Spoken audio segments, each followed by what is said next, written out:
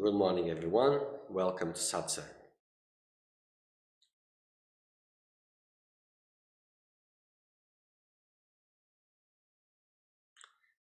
So yesterday we weren't able to transmit. Well, we live in the top of the mountain, and every day we get a nice view, but not every day a good internet connection. Advantages, disadvantages. Okay, let's make some silence first.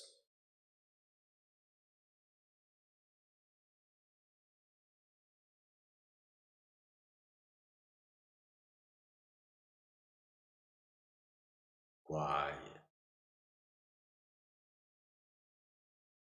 Nothing to waste our attention with.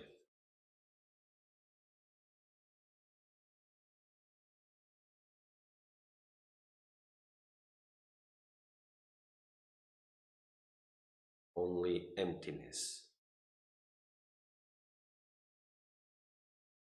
vastness, perfection.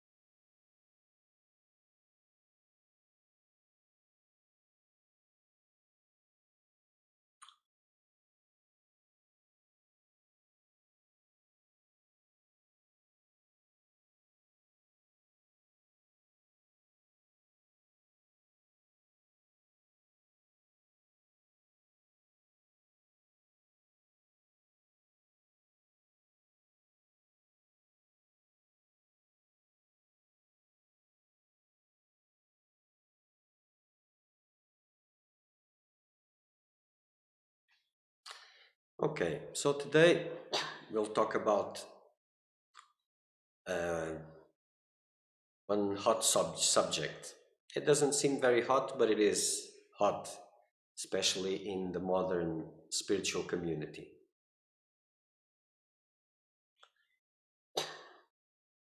If you take up a forest, and those who study forests know that there are billions and billions of seeds on the soil, on the ground.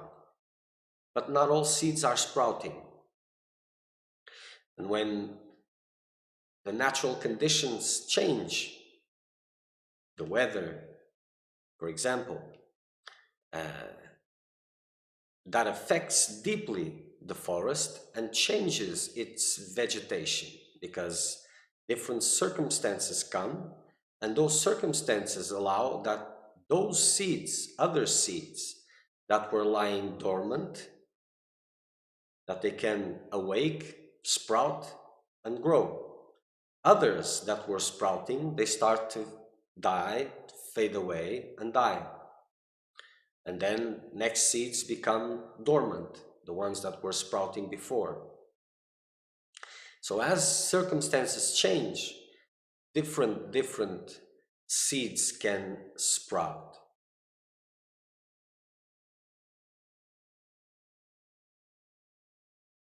Now, more or less, it is, we can use it as a parallel with this, the seeker of truth and the spiritual teachings. So the spiritual teachings are the seeds, the seeker of truth is the soil. And this leads us to Seva, uninterested service. That's what they say. So what is this Seva, this service?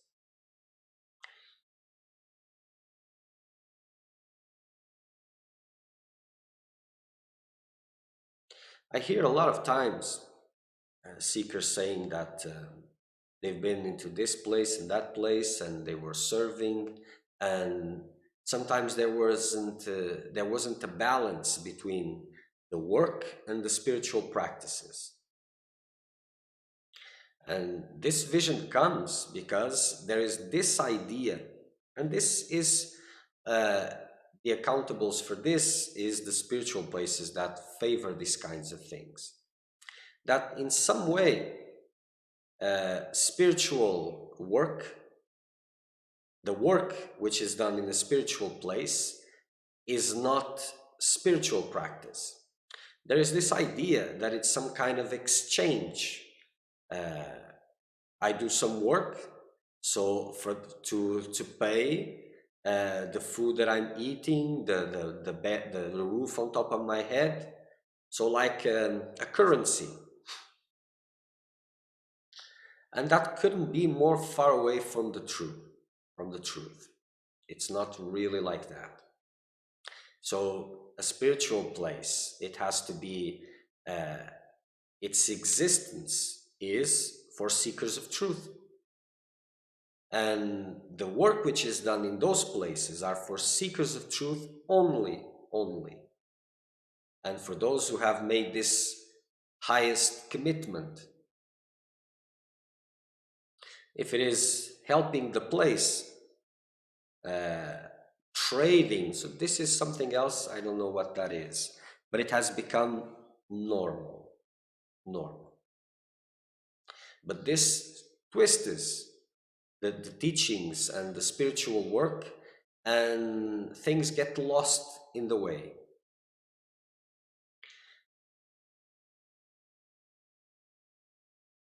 And there are those in their goodwill that go to a place and they offer themselves to work and all of that. In some places they are accepted, in others they're not.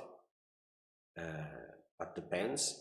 And usually they choose a work that they like to do, and even with the best of intentions, they want to donate that work to that place to serve and all of that.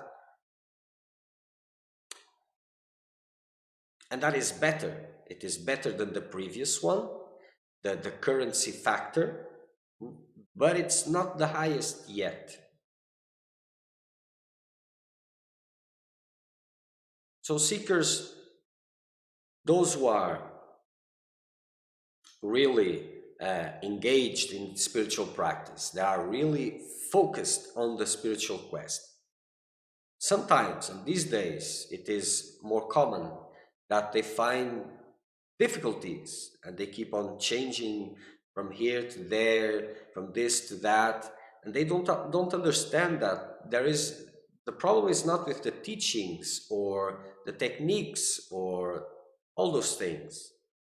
It is the soil which is not ready, not at its best. It's not qualified so that the spiritual seeds can sprout.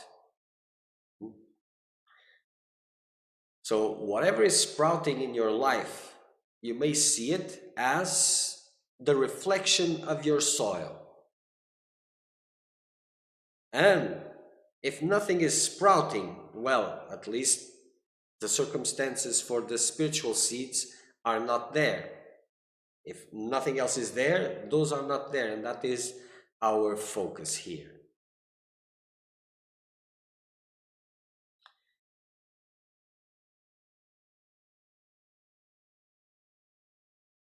So when Seva becomes some kind of a currency or is separated from the spiritual practice, well, it's not Seva. It can grant you a little bit of merit, yes, because nothing is lost, but it's not Seva. It's very far from it. So this idea that, okay, so I go there, I work in exchange for being there and learning this is very practical, this is very common practice, but this has nothing to do with Seva. This is about a meeting of interests. The place needs to be taken care of, the person needs to learn what is being taught there, and they make this exchange. And this is if both agree, and this is not Seva. It is not. It is something else. Because Seva is one of the most potent spiritual practices.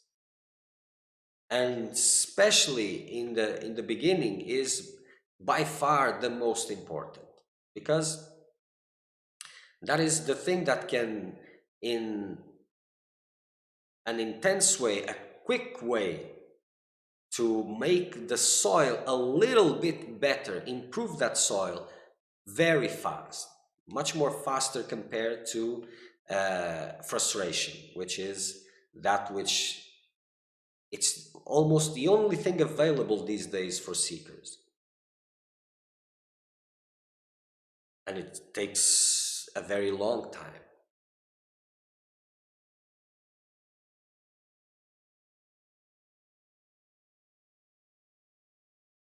So this exchange doesn't qualify as spiritual practice.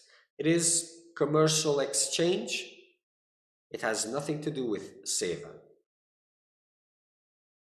And the reflection that this will have in the seeker's mind, it will be even will be detrimental towards his understanding of spirituality, because he will get used to seeing things like this. It's not his fault in one way, but he will have this vision of spiritual places like this. And I have some People coming here sometimes and looking, oh, this would be a nice place for me to stay. Let me, yes, I would like to stay here. Like the door is just open to anyone and anybody to come and just, well, so this vision, because of these things, these visions of spiritual places get complicated. Even people that come to stay here, they are not allowed to do work. Work is for residents only. Seva is for residents only. And this is about preserving this idea of sacredness, which is at the basis of Seva, and to be understood as a valid and intense spiritual practice. And that is the reality of Seva. That is the reality. And the other one, that people choose a place, a charitable place, or an ashram or community to do some work there. This is good. It brings merit, better than the previous one. But it's not there, not even close. And the best ones, almost the best ones that almost understand, are more close to this concept of Seva. They want to offer that which is they like to do, this, what they do best, and all that. And the transformative power of this is still very short. So the biggest seva is Guru Seva. Now is the hot topic. And the possibility to dedicate one's life serving his guru, her guru, not a guru, the guru, because each one has their own and they have to find out. Like I said in previous satsang, either it is a master with a physical body or direct service, it doesn't matter.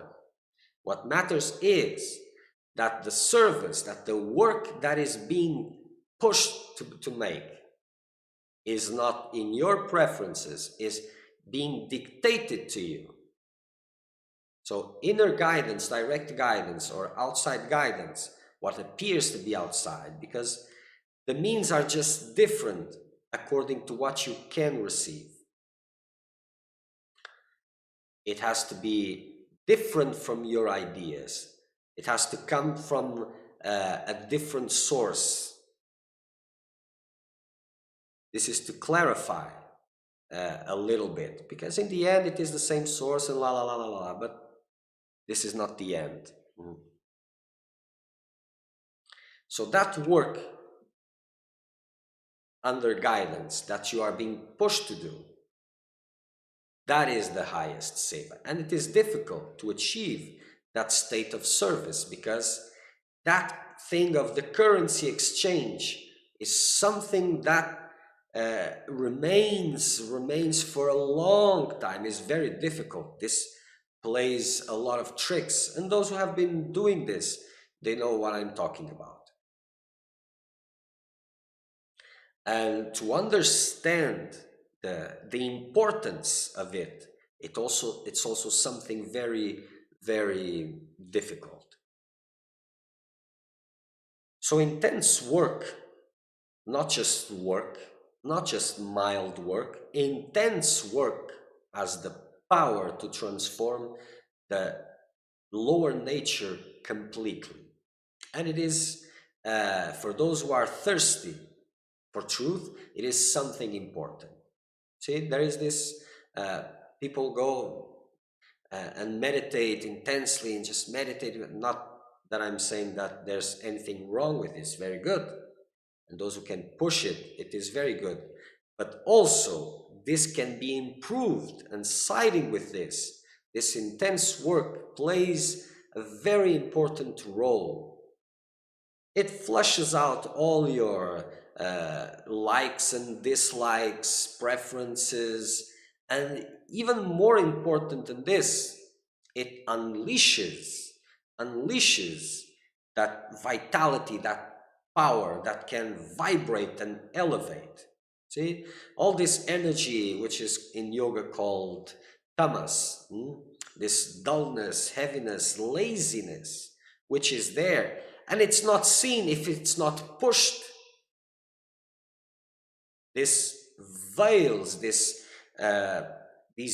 intense energies that are available to everybody, but covered by this. And without that, what is left but sleep for those who are meditating intensely? They meditate and meditate, they don't see a lot of things, and then it's just laziness and sleepiness. And what is happening? Where is this dullness coming from? It is there. It has to be transformed.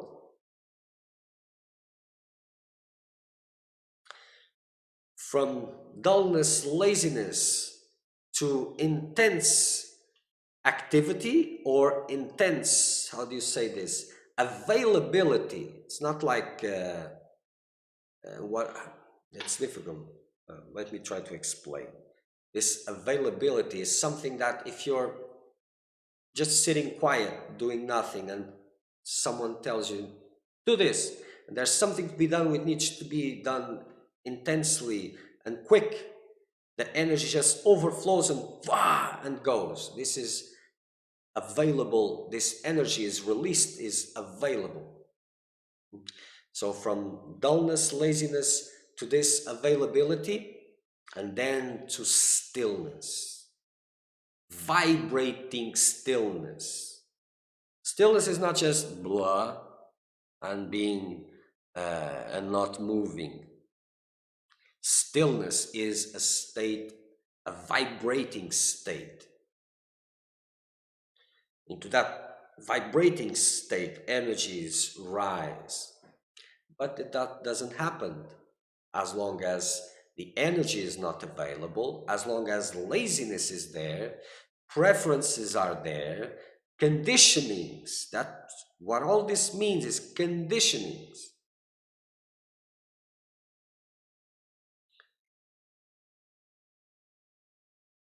And you look back at the stories, at the Puranas, and you will see these stories, and there are a lot of famous stories about masters sending their disciples to do some work, heavy work. I remember a story, I don't remember who it was, but it was told to me some time ago, of someone, I think it is here, the one who told, but okay. Someone who was made to carry rocks from one side to another. It was supposed to build a house, and then it would carry again, and it would change, and it finished, and it started again, because the work is not what was being made. It was all these things that were rising up while doing that. All these judgments, negativities, all these things that were coming up. This is where the work starts. When all this comes up, do you turn that into something divine, or do you keep it at a lower nature? And by continuing and persisting, all these negativities, laziness, all these things starts to transform into intense vibratory availability, intense energy. And from this state, then real stillness can be there. Elevating stillness. The difference from one to the other, it is that the other service you are doing according to your will, to your values, to your understanding of reality, to what you're willing to do, according to your self-importance and all of that. But with guidance, serving your guru will make you do what you need to do, not what you think you need to do, what you want to do. And for those who are really, really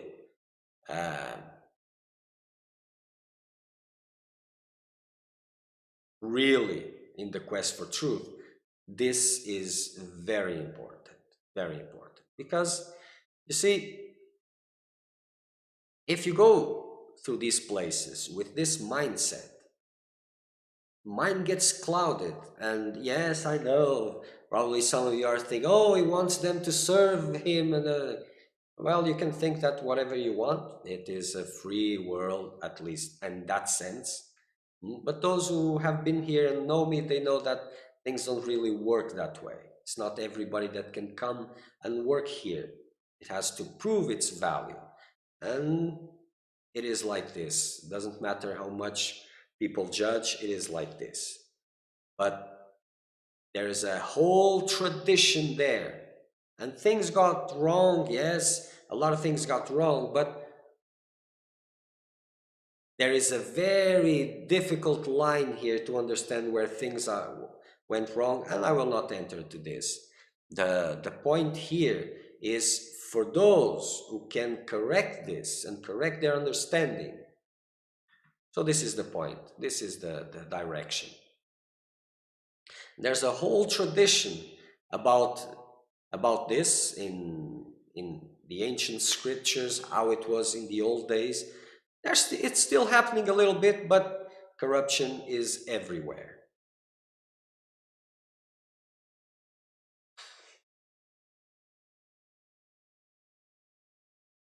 And then seekers establish themselves in a certain mindset, the currency mindset, and they go through things without taking the best out of it.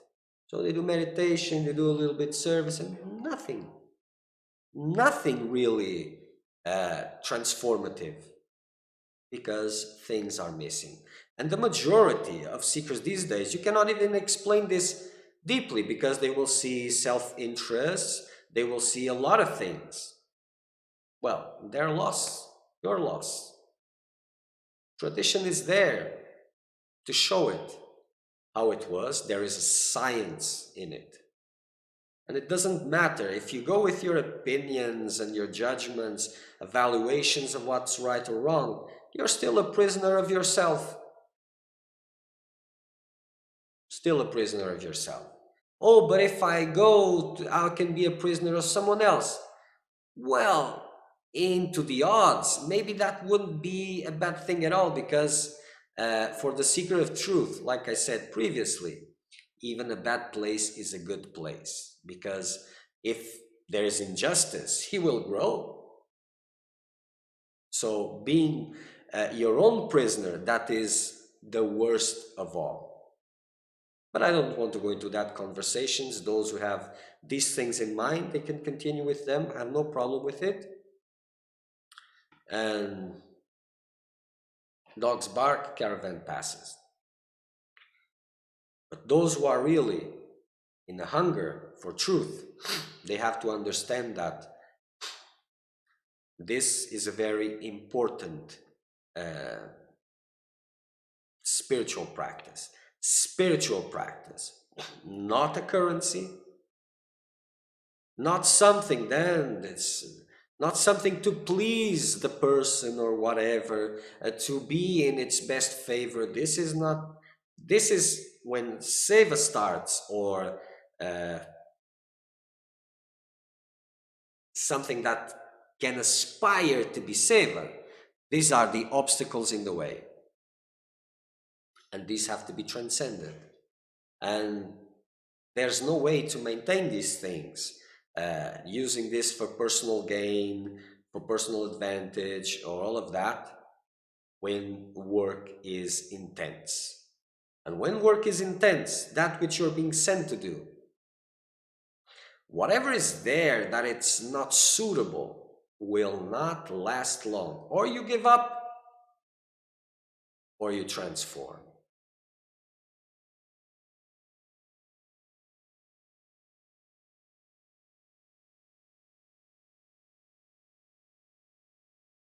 As long as you have anything to gain from Seva, anything, it's not Seva.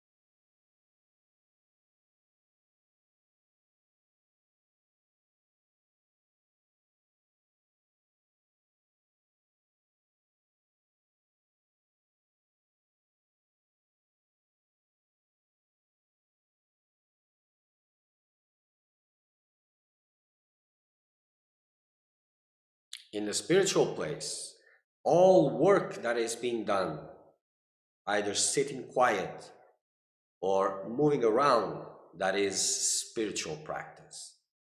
And they should be at the right proportion according to your stage of development. And first intense work is needed, then the balance starts to change. Not with time. It's not about time. It's about your best use of time and your transformation. And then eventually it will change the balance from intense activity to intense stillness. The more purified, free, receptive, ready you are, the more stillness there can be.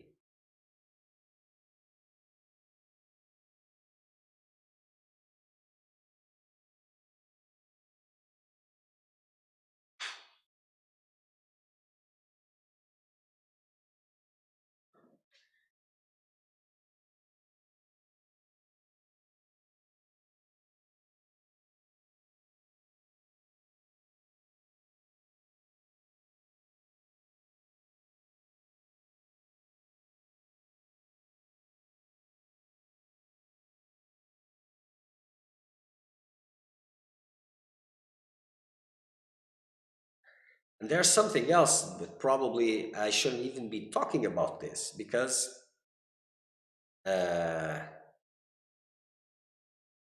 does it fit your glass? Not sure.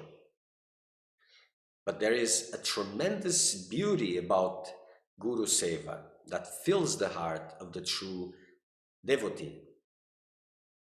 And that in nothing else, in no other spiritual practice or spiritual experience, nothing else can give that to the heart of the seeker.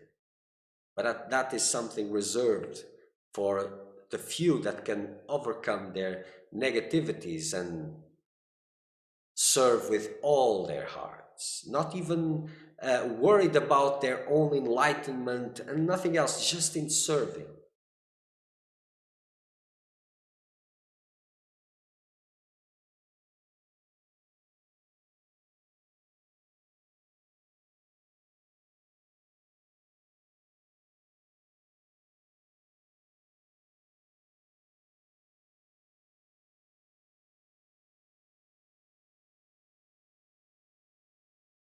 Maybe I've missed some points about this, but if there is questions about it, you can send and I will do my best to clarify.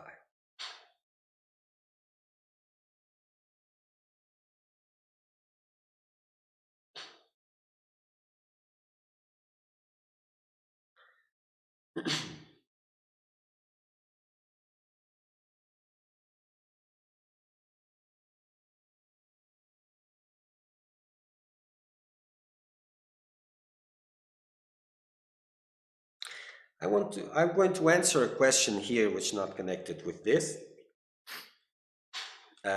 from, I suppose, a seeker of truth from India. But I will make a little bit clarification first. Maybe I'll go to the question first. Okay. So it's about a post that was made, that there was no spiritual practice that makes you realize the self, but the spiritual practice that makes you abandon illusion, and that it's equivalent to realizing the self. It's just a different way of putting things to point out that seekers sometimes are so connected and looking at self-realization as touching the divine, realizing the divine, finding the divine. But they fail to understand that the divine, the self, it is always there. It's the only thing that exists. you cannot realize that which already is. It is a way of pointing that the embracing of the illusion, that is the specific point. It's just a different way of putting things. So what spiritual practice do, in a sense, apart from tuning with the divine, is taking everything, every investment from illusion.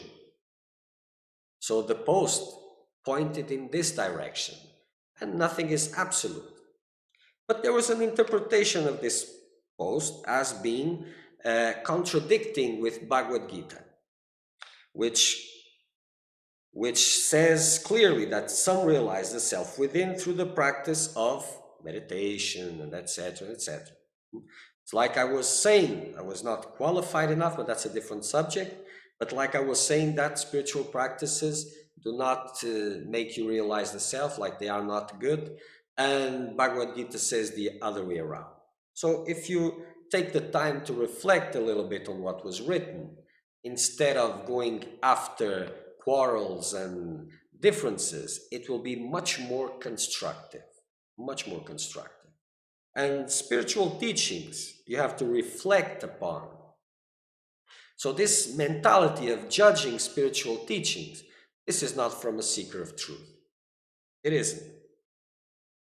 And this, in India, there is a long history of spiritual seekers or spiritual masters and scholars, a long tradition of these encounters.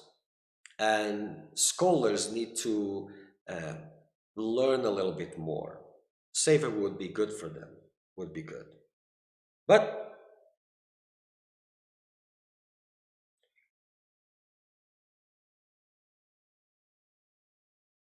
so what was pointed in this post is something which is important. It's not only about doing spiritual practices and at the same time maintaining the worldly investments, because eventually spiritual practices, they are disputing your time, the time you have available to invest.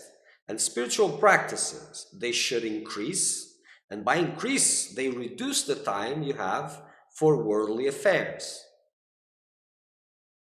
And to keep on increasing spiritual practices, you must decide to let go of worldly investments, and that means letting go of illusion.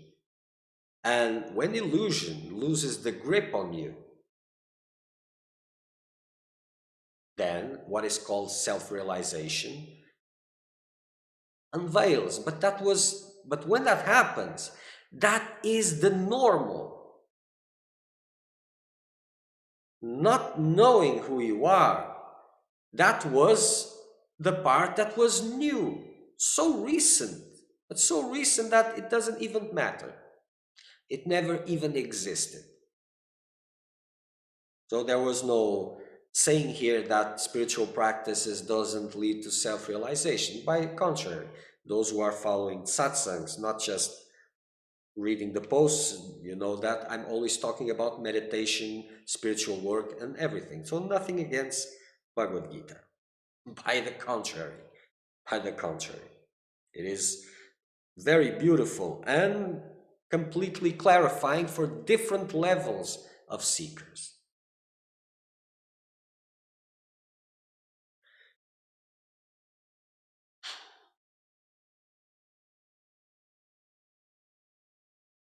And there is another clarification which seems important according to this. And for example, this time that I'm doing satsang here, it is a time which was chosen and is being maintained apart from other scheduled times, because it is a time that Indians can see. It is a time that it is suitable for those who are in India to be able to see. And when things become different, and if it is possible, I will be in India also, and I will be available for Indians, because When I needed these teachings, they were there, preserved by centuries of hardships. I know that. By a lot of suffering, a lot of loss, a lot of glory also. And the world is in debt with India and with the Indian traditions. And my profound love is with all of you. But I have to clarify something here, because it was pointed out that what makes him qualified to teach Indian philosophy? And I have to clarify this for your sake. All these teachings, they are not Indian philosophy. They are divine philosophy given to Indians in India, like other places. The merit lies in keeping, protecting, and then making it available worldwide. But it is not property, it's not owned. It is a blessing that was given into that sacred place. So this idea that it is Indian property, this needs to be corrected. It is divine philosophy given to Indians, and your part, and that with everyone is in depth, is the keeping, the protection of it, and all the saints and sages that went through that land.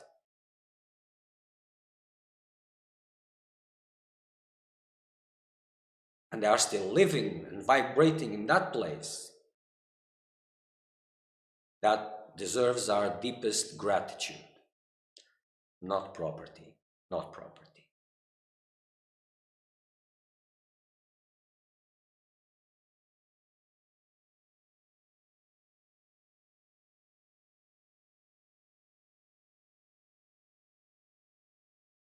And for that, this is why I'm answering this question, because if this question wasn't made from India, from an Indian, I wouldn't even answer it. But it doesn't matter what all you say, you have my gratitude, my deepest love and respect. And whenever I'm available, either here or there in person, I will be available for any Indian that wants to come. And that is my way to show respect.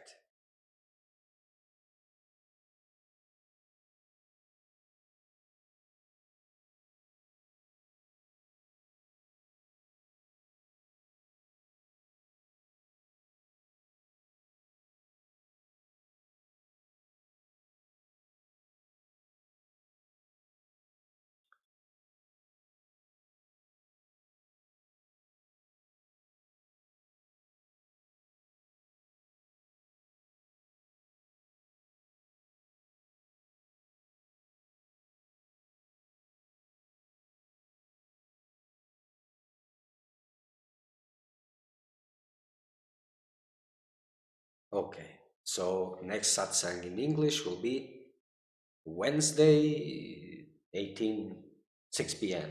6 p.m. Till next time, continue your practice, intensify, make it real for you. Ascoltate.